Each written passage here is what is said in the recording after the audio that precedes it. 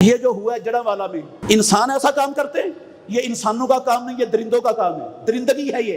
अगर किसी ने कुरान की बेहुरमती की है, जुर्म है, मिलनी चाहिए सजा उसको, लेकिन उसको सजा देना मेरा और आपका हक नहीं है। ना आसमानों वाले रब ने कहा उठ और सजा दे इसको, ये काम है हुकूमत का। इस्लाम ने ये ड्यूटी दी है रियासत को।